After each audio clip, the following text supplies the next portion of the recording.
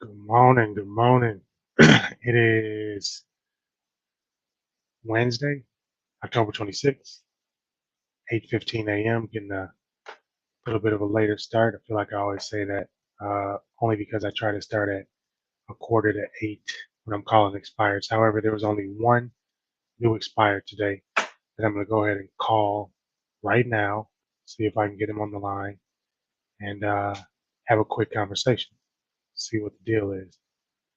Um, Property was only on the market for 28 days. So I'm not sure what the deal is there. I looked it up on the MLS and it just says that it expired. So it could have just been a shorter listing contract or something like that. I noticed a lot of people were doing that before the market took a turn because the properties were selling pretty quick. So here goes the call.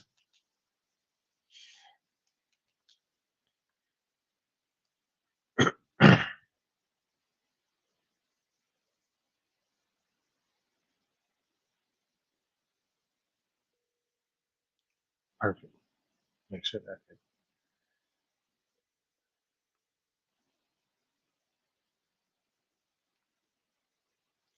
Hi, this is Blake with Wallace Realty Group. We haven't spoken yet, but I understand you've been trying to sell your house. Is that correct? Hi, can you hear me?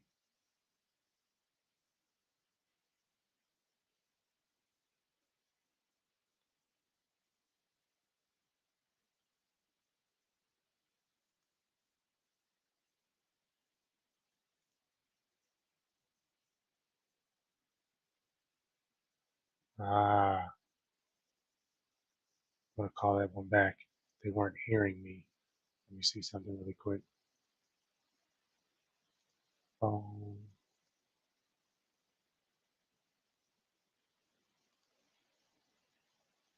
I just connected my headset Bluetooth to the to my phone to my computer here. So probably have to make some adjustments to the settings. Give me one second.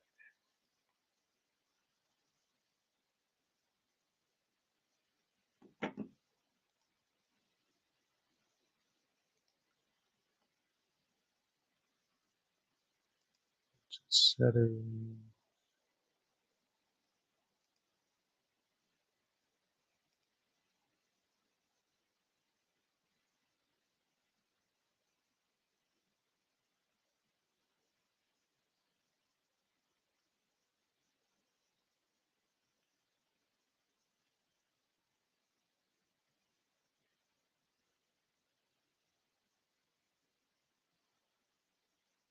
How do I change that?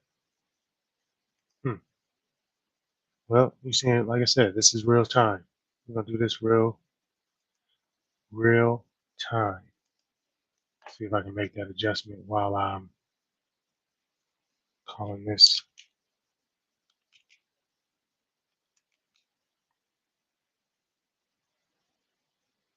Oops.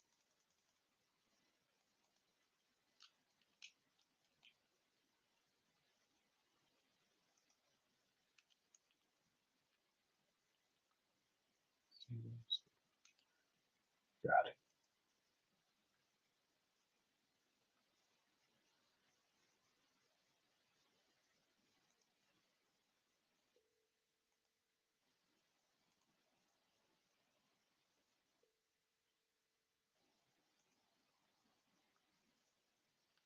Hi, this is Blake with Wallace Realty Group. We haven't spoken yet, but I understand you've been trying to sell your house. Is that correct? You have not. Okay. Is this so I must have the wrong number then. Thank you.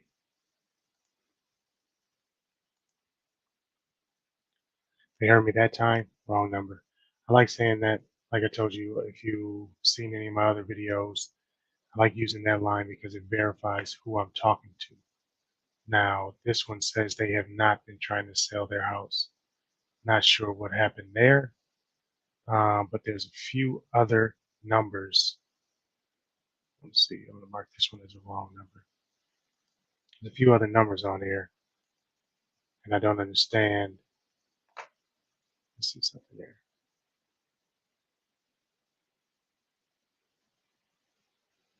that was a landline. So a lot of times those landlines will get reassigned.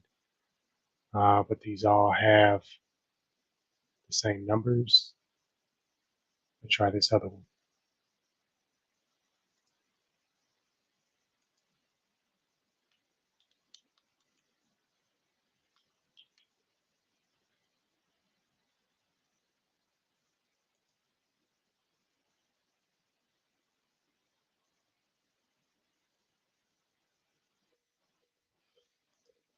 Busy signal.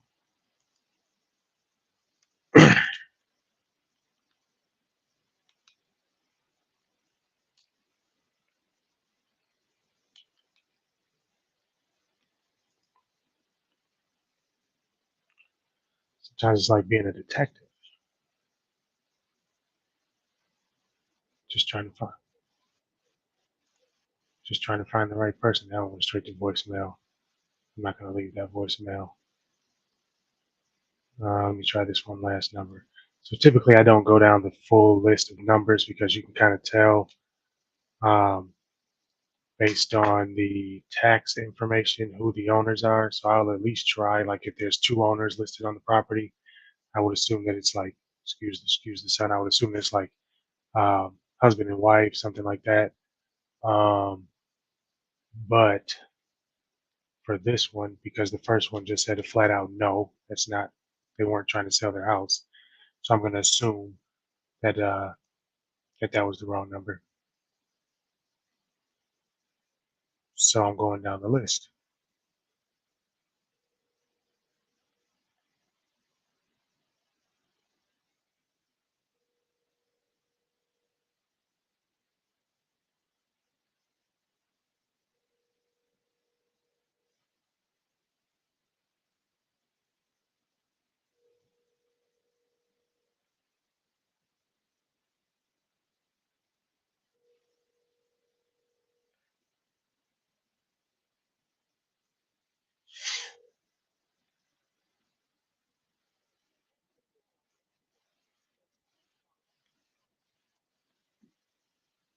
I'm gonna leave that one alone too. I'm not gonna leave a voicemail for it.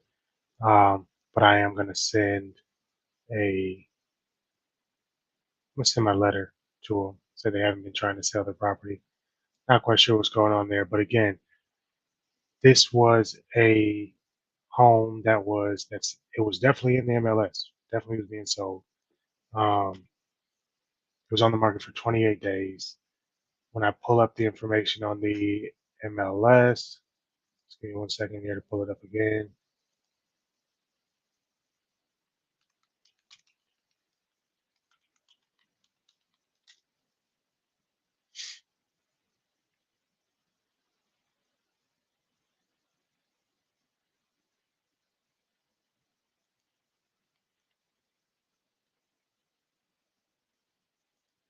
So it was on the market for just 28 days. Had professional photography and everything.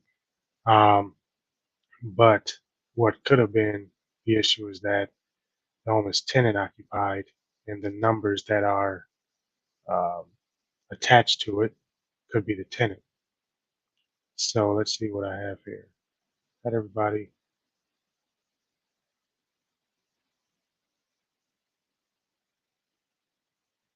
Yeah, so I'll be able to reach them via the mail. So typically, what happens? Here's what I do. If I get a call like that, and they don't have, it's either the wrong number or they claim it to be the wrong number. What I will then do is send a series of mailings off. Um, First one is a handwritten note that pretty much says exactly the same thing that my phone script says, or what my voice message will say. Then the other thing that I'll send is the next one, like a week later, if it's not listed yet, or I'm not able to reach them via the phone, I'll call them one more time, and then I will send them a nail in a box that's taped to a card that says "Let's nail down an appointment to get your home sold." If I don't hear back from them, then they'll get a combination lock. It says something to the effect of I have I hold the combination to getting your home sold, or I hold the combo to getting your home sold, something along that creative something like that, put that in a box, and then I'll send that off as well with the card and my business card. If I don't hear back after that, then what I'm going to do is I will go and try to knock on the door and I'll try to call them again. Typically, that gives me like a 4 week span of, of attempted contacts. If I'm not getting any responses back from them from that activity, because these are folks that typically will want to turn around and sell their house right away again, then I'll just let them go. Because if they've relisted during that time or they happen to relist down the line and they expire again, they're going to pop back up on my list again anyway, and we'll start the campaign over. So that's kind of the process that I've been working with now since before, when I was just running out and knocking on all the doors. Here's the thing about knocking doors on expired listings, especially today. And again, excuse the sun in my face. It's just my office sits literally directly where the sun comes into the front of my house. Um, Here's the thing about going and knock on the doors of expired listings. When you can make contact, it's the best contact you can make.